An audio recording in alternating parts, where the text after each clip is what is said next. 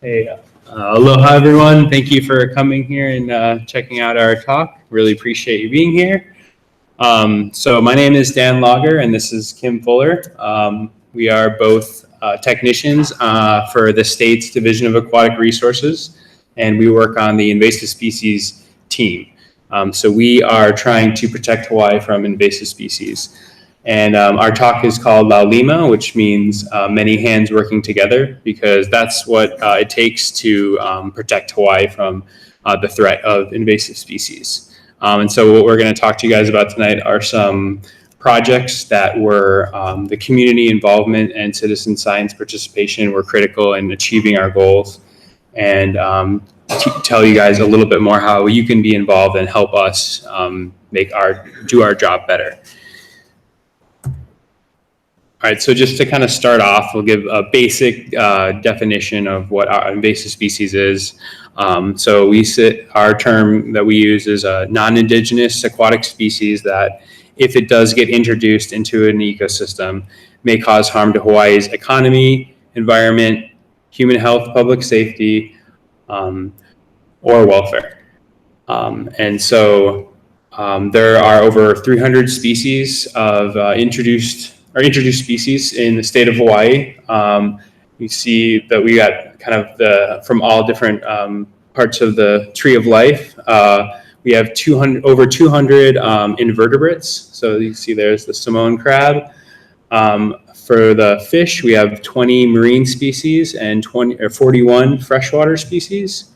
Hawaii also has 28 species of aquatic plant that have been introduced, and 19 species of algae. And so there are many different ways that these species reach Hawaii and are brought here. One of the main vectors that they make their way here is by the shipping industry. So either by hull fouling, the stuff that grows in the bottom of the boats, some ballast water a little bit as well. So that's where a lot of the inverts come from. There's also intentional introductions. The state of Hawaii itself actually, back in the 50s and 60s, introduced several species to enhance fisheries, as is the case with the Samoan crab and ta'ape. And then there's also research and aquaculture that has been responsible for especially a lot of the algae that are here. All right, so what's at stake? What's at risk? How are what's the impact? What is going to be impacted by these invasive species? As you guys know, Hawaii is home to a very unique aquatic ecosystem. Because of its isolation, very few animals were naturally able to get here, which creates a situation where we're kind of more vulnerable to invasive species because there's so many open niches here, and the species that have gotten here are less competitive than species that come from more densely populated and have more species there. So when they get here, they're able to kind of take advantage of the resources and space and spread very quickly. And so the range of habitats that are affected go from our coral reef ecosystems to our intertidal areas. You see there are reef shelves, our estuaries where the saltwater and the freshwater meet, up through the streams and our lakes, and lastly our ancholine pools. It's very home to our opaiula or red shrimp.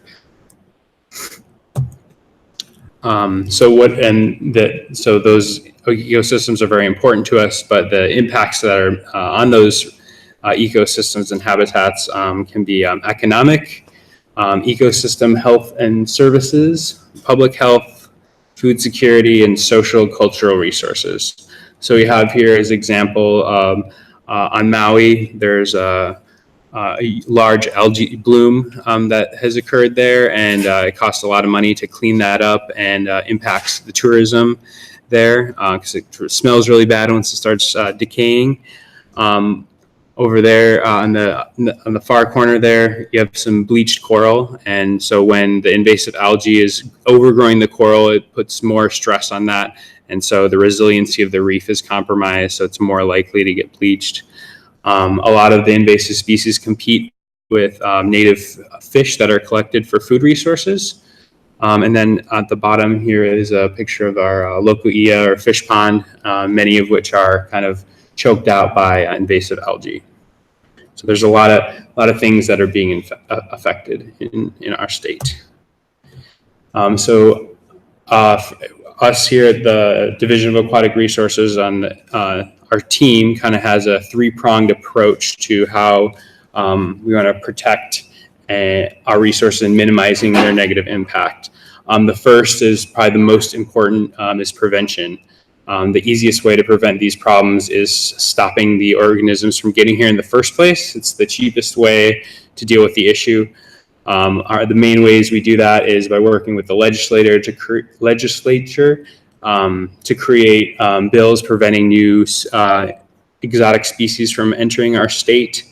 We also do this through outreach and education to keep people aware of the issues that are associated with invasive species. One example of this is our Don't Let It Loose campaign, which we're trying to tell people that if you have an exotic pet, rather than dumping it in the river or in the ocean, contact the Humane Society and drop it off, and they'll take care of it in a responsible manner.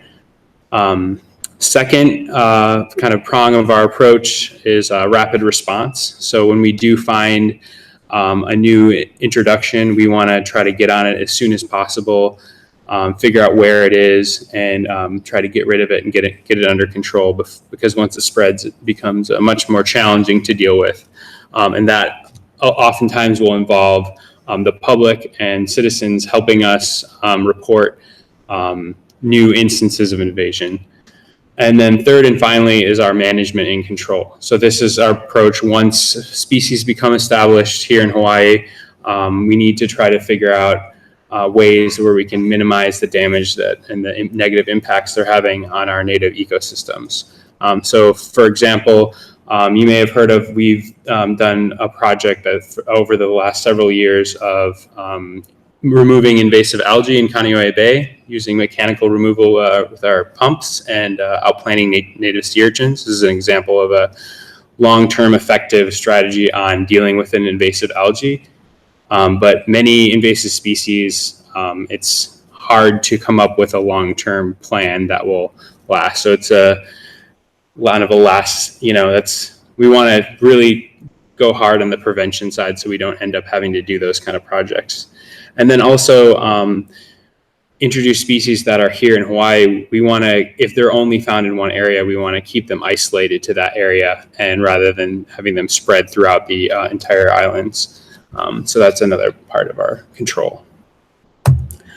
The first project that we did that had not the first project, but the first project I'm going to tell you about that involved big community partnerships was our work on the southern shore of Molokai. So the southern shore of Molokai is one of the largest fringing reef ecosystems in the country, and stretches for many, many miles along the southern coastline, and is made up of a very wide, shallow area of water, and then it drops down into a very productive coral reef ecosystem. And many of the people on Molokai depend on this resource for food, and the people there that were utilizing this resource were noticing that things were changing, and that the limu that they had been collecting for a long time wasn't there anymore, and the oio or bonefish fishery was kind of not quite at the level it was before, and they also saw an increase in invasive algae through this habitat. And so they kind of saw something was going on, and they contacted their Office of Hawaiian Affairs representative, Colette Machado, and she kind of helped create a hui of researchers, resource managers, community members, and practitioners to kind of group together and figure out exactly what's going on to this habitat and why it's kind of declining. So yeah, we worked with all these different, Nature Conservancy, KUA, Office of Hawaiian Affairs, and Hawaii Invasive Species Council to kind of tackle this issue. We set out the goals for this project was to map the invasive algae and its distribution along this habitat. And then along with that, while we were out there, we wanted to look at the different kinds of sediment there, its depth, and then whether there were mangroves present or not. And that is another introduced species that affects the marine ecosystem. And we wanted to train the volunteers, the community members that volunteered to help us out on how to identify the different invasive species that were there, and utilizing GPSs so we could map the algae. And through this mapping, we would be able to kind of identify hotspots where the algae was most abundant to kind of target our control efforts.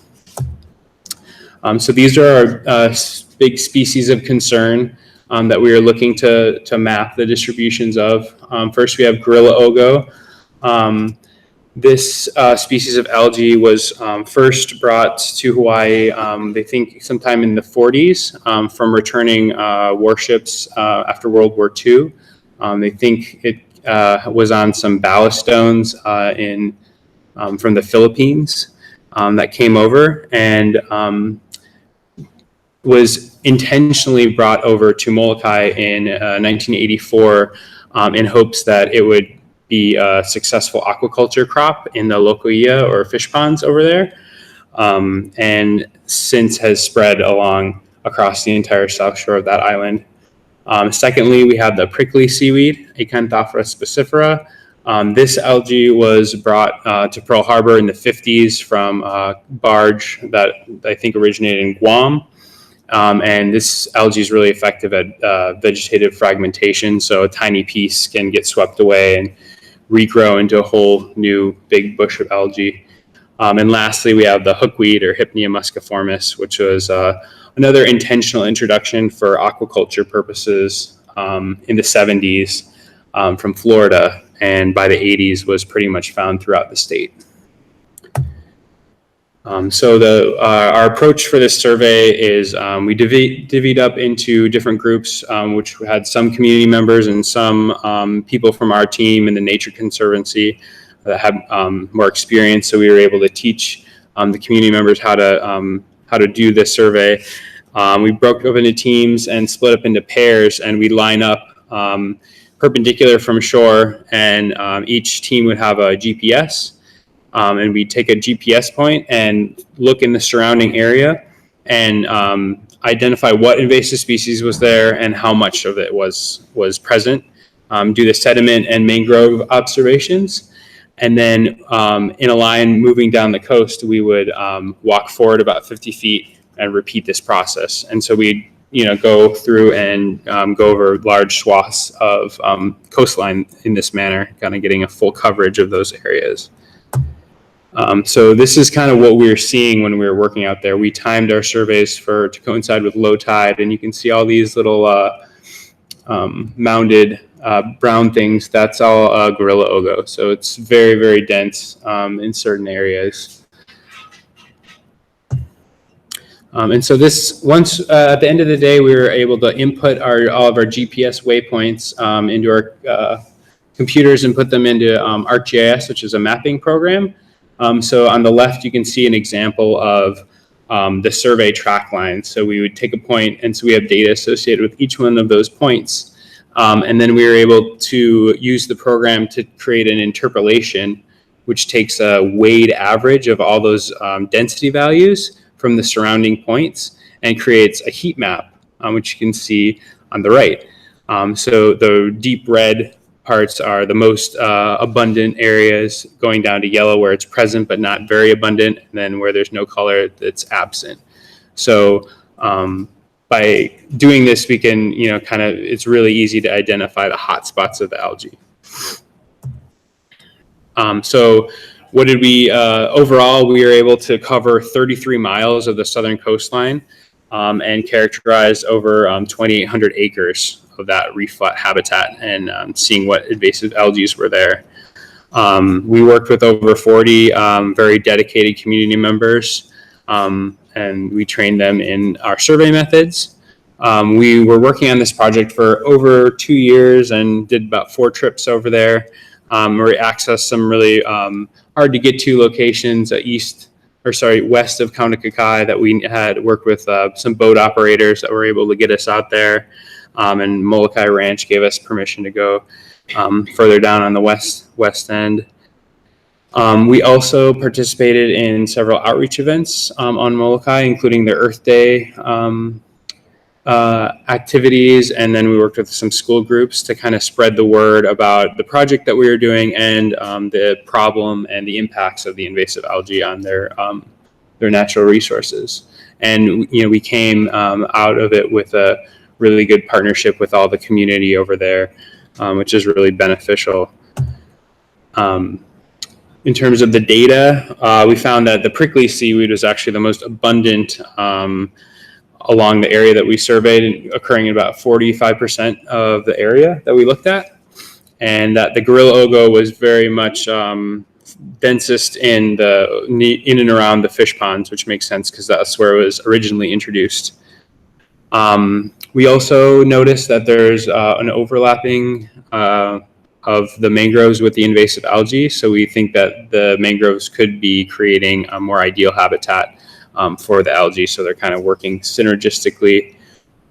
However, the one kind of positive thing we did see is that there were several species of native limu still present out on the reef. So, the invasive species haven't completely taken over the habitat, and there's still, I think, hope for recovery. Moving forward, we're working with a partner on Molokai right now to create a working management plan to tackle this issue, which will revolve strategically located algae removal based on the maps that we created, and continuing to rely on community removal days, like you can see in the photo here. There's talk of potentially using our native sea urchins to increase herbivory and possibly do herbivory restoration sites where no herbivorous fish are allowed to be taken. And then also just recently found out that they are looking at culturing native algae to replant in the place of the invasive. So there's a placeholder that'll kind of keep the space occupied rather than having the invasive algae just grow back. This was it's an incredible support of the community, and just the amount of interest they had in understanding and protecting their own natural resources was really great. And not only was it critical to have them just in terms of like figuring out where to get in and out of the water and access the different places we need to survey, but talking to them and hearing about what it was like when they were kids or their parents, and kind of getting an idea of what the habitat used to be like versus how it is now, and kind of gave us a better understanding of the place as a whole. Okay, so hi, I'm Kim. I'm going to talk about another project that the community was integral in. This is the Japanese Tsunami marine debris project. So marine debris in Hawaii is a problem for many reasons. It can serve as a navigation hazard. It can cause habitat degradation on our coral reefs and beaches. Entanglement can occur of protected species such as marine mammals and turtles. And as you can see, this bird on the far side has ingested too many bottle caps. So ingestion is a problem as well and can cause mortality. Another issue that we're concerned with is alien species transport. So man-made objects don't decompose as easily as natural products such as wood. And this can be a vector for transporting alien species. So biofouling will get onto the man-made object and can go a lot further than natural objects can go. So the Japanese tsunami marine debris is from the March 2011 earthquake. It was a 9.0 earthquake, which caused a 23-foot tsunami. And this is off of Tohoku, Japan. So Of course, there was a lot of tragedy involved in that for the people, but along with that tragedy, also 5 million tons of debris went into the ocean, and about 70% sank immediately. So that leaves about 1.5 million tons of debris that dispersed across the Pacific. So in September 2012, we found our first confirmed JTMD item. So, and also the JTMD is still arriving through today. So JTMD may be fouled with Japanese species, which may become invasive once they arrive in Hawaii. As I described earlier, imagine a boat in a harbor that becomes fouled with the native biota of that area, so Japanese species, and it can travel with the currents to Hawaii, which is not natural. Pelagic species are not of concern, so that's species like gooseneck barnacles, because these may naturally come to Hawaii through rafting.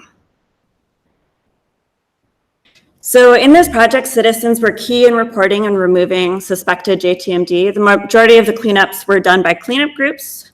And, we're a small team. The aquatic invasive species team is about 5 people. So the citizens and beachgoers can definitely give us more eyes on the areas. So we would come when people would report the suspected debris, and take biological samples. So our goal was to identify and quantify alien species, and also determine if the JTMD was in fact JTMD, so Japanese tsunami debris. In addition, an aerial survey was done using ortho imagery. So basically they just flew around on a plane and took pictures of the shorelines to also try to efficiently find that JTMD. So from 2012 to 2017, about 262 suspected JTMD items were reported, and 35 of those items were confirmed as being from Japan. The majority of the debris were on Kauai and Oahu, and they found that the debris accumulates on the windward sides of the main Hawaiian Islands. So the main JTMD types were vessels, plastic, processed wood, buoys, and floats. And here's some pictures of the different JTMD found during that study. So the biofouling results, 62 species were identified from the landings, mostly invertebrates and a few algae species. Of those 62 species, 92% of the species found were non-native, and 85% of the species are known Japanese species that have not been documented in Hawaii before. So these JTMD biofouling results were published in Science magazine, and the paper was entitled Tsunami-Driven Rafting, Transoceanic Species Dispersal and Implications for Marine Biogeography. So this included the biofouling results from the US Pacific Northwest and Hawaii. And so this is just a great example of how citizen science can contribute to top-tier literature. Without the reports of the JTMD, we would not have been able to sample as many items as we did. So for the aerial statewide marine debris survey, they mapped over 20,000 individual debris items, and 4 vessels were confirmed as JTMD. So again, they found primarily on the windward shorelines was where the debris would occur. And the most common debris were plastics, followed by derelict fishing gear. So you can see this imagery is from the ortho imagery. So they would go out on the plane and take the pictures, and then a person back at the office would look for the debris items and identify them through the imagery. So during the study from 2012 to 2017, the key findings are that the debris is still arriving. So 6 years after the tsunami, we're still getting debris landing in Hawaii. And the Japanese biofouling species are able to survive that transoceanic journey. So we need to continue doing species-specific monitoring because if you don't identify to the species level, you cannot tell if it is in fact Japanese species, and we need to keep our eyes out for those. And also that the windward coast should be prioritized for beach cleanups and surveys. as that's where the most debris accumulates. So as I said earlier, citizen participation was key, and we do need continued reporting because there are still items arriving. So if you're on the beach and you see something that looks like it could be from Japan, you can let us know. So we also need to continue to survey for potential invasive species from Japan. Certain species from Japan have devastated fisheries in other regions. So we really want to have an early detection and rapid response, which is contingent on reporting from the citizens of the JTMD. So I have there down at the bottom, you can report the debris. You can call DLNR, or you can send an email to DLNR or NOAA. And you can contact me for that information. It's also on our website. All right. This next project, we had a community involvement was integral in starting this and getting it off the ground. So this has to do with Sylvania on the Kilauea River. So Sylvania molesta is an aquatic fern. So this is one of our invasive aquatic plants that we have in Hawaii. It is originally from Brazil, and it's used in ornamental koi ponds and aquariums. This is it's kind of a neat plant. It's got these very complex leaf structures with almost like a Velcro-y texture on them. However, it's a highly invasive species, and it's able to take advantage of water that has extra nutrients in it. So if there's a sewage spill or something, this stuff can absorb those nutrients very efficiently and spread incredibly rapidly. And it creates these floating mats that are really thick, and it just spreads over open water very quickly. And not only is it an invasive species here, but throughout the southern United States, it's also a big problem. And so several other states are dealing with this as an invasive problem. So you might have heard of Sylvania before from its proliferation throughout Lake Wilson.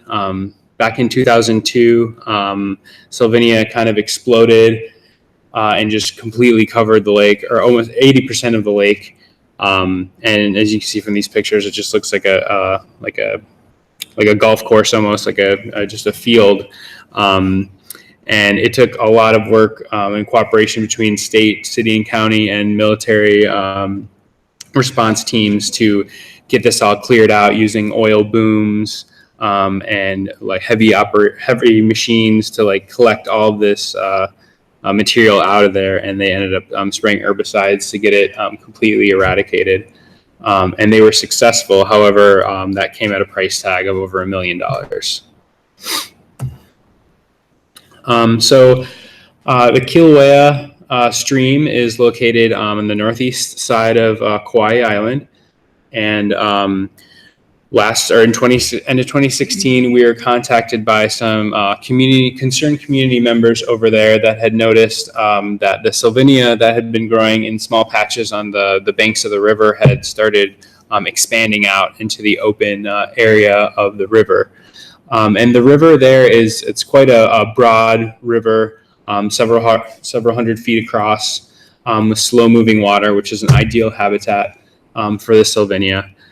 And the sides or the banks of the stream are covered with California grass, like you can see in the bottom picture here. And basically what we observed when we went over to check it out after receiving this call is that the Sylvania was using the California grass as kind of an anchor point and expanding out from there.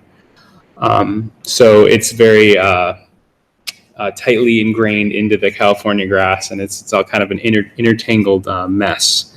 And so we decided we were going to go over there and try to figure out the best strategy to be able to remove this and manage this issue. So we went over there for a week, and we tried just kind of get an idea of what was going to work and what's not going to work in terms of removal strategies. We had a lot of community members come down and help out. So we had also some boats that people volunteered. And so we had a lot of people working on boats, just like scooping up this stuff, like boatload after boatload, and returning it back to our kind of dump area. And that worked really well, just in terms of like anyone can kind of pick up a net and help work and help remove it. We also found a strategy that worked pretty well was using little hand sickles, and we were actually cutting out chunks of the California grass where the Sylvania was attached, and we created these kind of floating islands of vegetation that would move downstream and move into the estuary area. And the Sylvania is not salt tolerant, so that would kill the Sylvania. So that seemed to be also a really effective way to get rid of it in larger pieces, and also remove the California grass that was kind of holding it up. And finally, we also shipped over our little mini pontoon boat you can see on the top picture there, with one of our pumps that we had used for our invasive algae removal in Kilauea Bay. So we utilized this suction pump, and we'd have one person in the water and one person up on the barge. And we were able to kind of corral the Sylvania down into the suction side of the pipe, and the person on the top would fill up bags and change out bags. And we were able to fill up about 30 to 40 bags per hour of running time.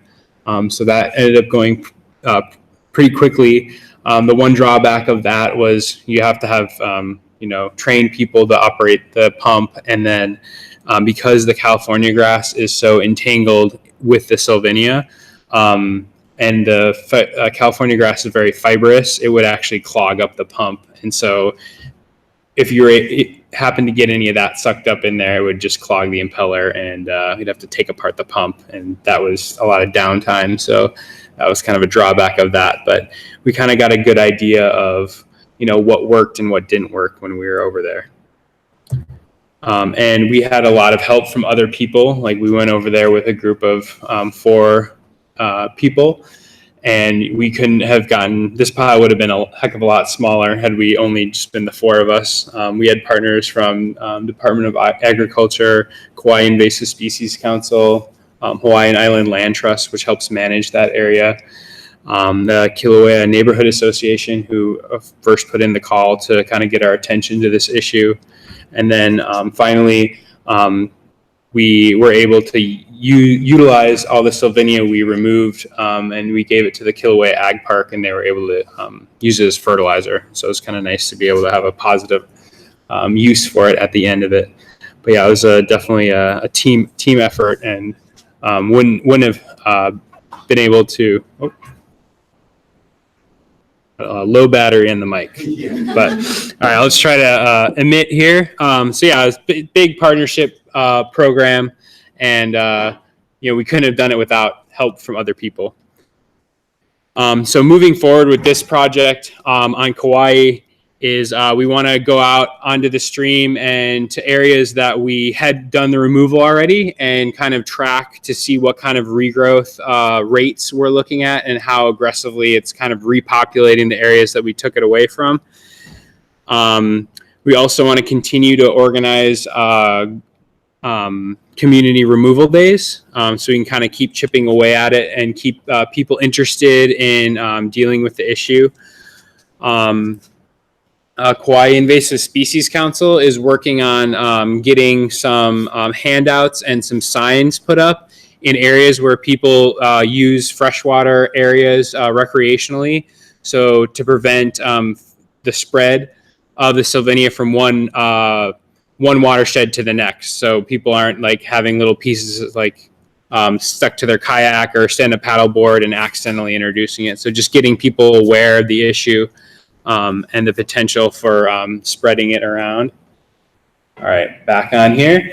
And then finally, to figure out a good strategy for how to approach this problem, it's crucial to get an idea of the distribution of where the Sylvania is, because if we just concentrate all in one area and it's happening all over, we're not really doing the most strategized approach.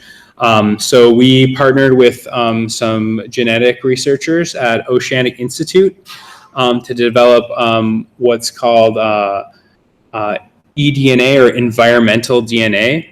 And what they were able to do was get a segment of DNA that is unique to Sylvania molesta, and so they have a genetic marker that they can identify a presence or absence survey just through water samples. So we can go out to, we're planning on going out to all the perennial streams on the windward side of Kauai, and we're going to be taking water samples at them. And then we take those water samples, filter them down, and we take that filtered sample and give it to our partners at Oceanic Institute, and they'll be able to run it for these tiny fragments of DNA that are floating in the streams, and we'll be able to tell if it's present or absent. And that way we'll kind of be able to figure out where it is and where it isn't, rather than trying to get access to all these different streams and going up, into the headwaters and figuring out where it is. We're able to go and do quick water samples and get a really good idea of where it is and where it isn't. And that'll help prioritize our efforts. So we're really looking forward to utilizing that technique for detection and potentially for other invasive species. All right. Great.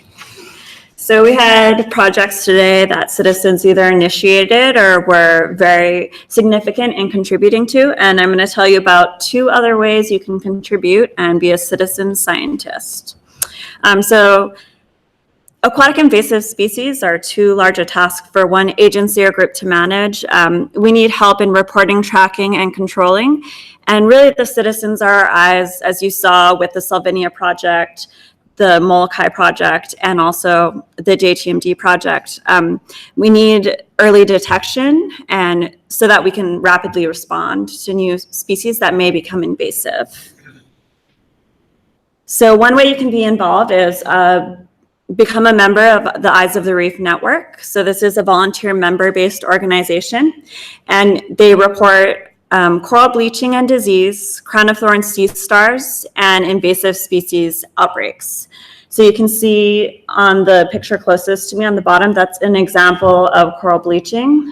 Just to the right of that is a crown of thorns sea stars. So when these are in high densities, they eat coral. So that can be devastating to coral populations. And then also on the far side, we have some of our invasive algae from Kaneohe Bay. So the Eyes of the Reef network is the first tier of Hawaii's Rapid Response Contingency Plan. And becoming a member is easy. All you have to do is attend a training in your area and then keep your eyes open and report what you see. So Eyes of the Reef trainings, Eyes of the Reef offers free trainings to people with all levels of ocean knowledge. They support local monitoring and education, and you can contact your island coordinator to schedule a training. And also they're going to have a training next month at Hanauma Bay on one of the talks on Thursday nights. So you can come and see that. They have an online reporting system. As I mentioned earlier, coral bleaching and disease, crown of thorns sea stars. They also want to know information about fish disease and, just anything odd that you see that might not have been that way before. Large populations of certain species or something that just doesn't look right. And of course, aquatic invasive species, which our team is most concerned with. So we have links to report through Eyes of the Reef on our website. And then you can also just go straight to their website for report instructions and forms, and also the contact information for the Eyes of the Reef. Over here, that's an example of what you can find on the Eyes of the Reef network page. So that's a coral cover table to help you estimate the coral cover that's there, and also the types of coral that you're seeing. So Eyes of the Reef is really a larger ecological snapshot and does require a little bit more training. So we're also trying to promote another app or website, which is called iNaturalist. So this is an online social network of people sharing biodiversity information and just to help each other about nature. So how it works is you record your observations, you take a picture with your phone or your camera, you upload that to iNaturalist. So there is a free app that you can just upload it straight to your phone, and that will give you the GPS points as well.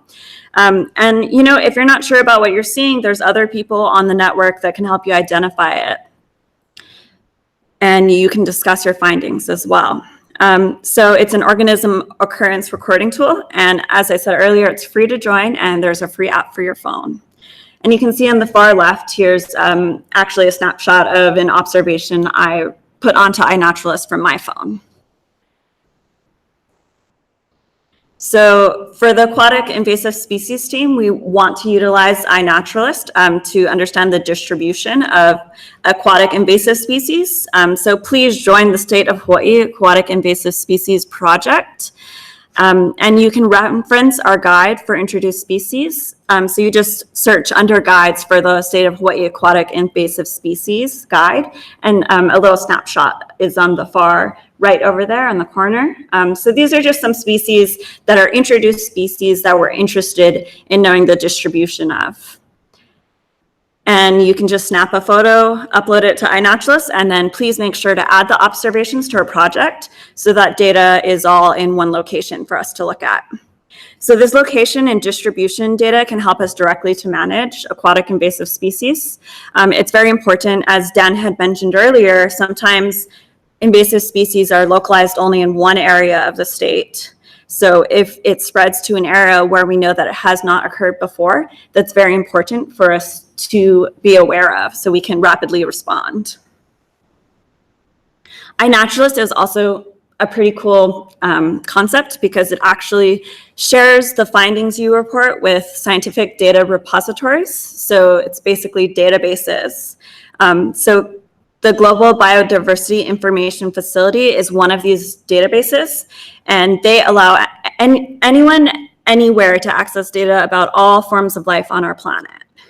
So this is really interesting because you can see, let's see, where my pointer is over here. This is a distribution map from GBIF of Avonvilla amadelpha.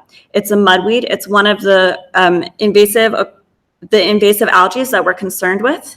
And over here, this picture right here is a picture that I uploaded to iNaturalist. And this point right here is showing its distribution in Hawaii. So this is really important because people anywhere, scientists, citizens, can access these occurrence records and know the distribution of invasive species all over the world. So we have some resources and contact information. All of the things that we've discussed today can be found on our website. So that's dlnr.hawaii.gov/AIS. And you can also email us at dar.ais@hawaii.gov. So the Eyes of the Reef information, the iNaturalist, and the JTMD reporting, there's links to all of those things on our website. And you also have at the very bottom there, my email and Dan's email. So let's keep citizen science going, and I hope you guys can participate in some of our programs. Thank you.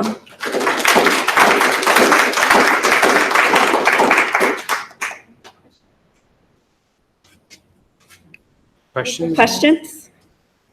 Yes. So if you find, for instance, 5 or 6 invertebrates that are obviously not natural here at Hawaii, and we report that, what would you do to take that situation? Well, we would try to get the location of where you found them, come investigate, and identify to the species level. And if possible, if it's a small population, removal might be an option. If it's a larger established population, that's when we have to look at more like control. For example, the algae in Kaneohe Bay, we cannot eradicate them because they were established, but we've significantly reduced their population and keep on controlling it by outplanting native urchins. Do you have anything to add to that? Yeah. Okay. Yeah, but we will. Yeah, if there is a report of a new species, we definitely will come out and do a site inspection and see what's going on, and from there, base what we can manage, like Kim was saying.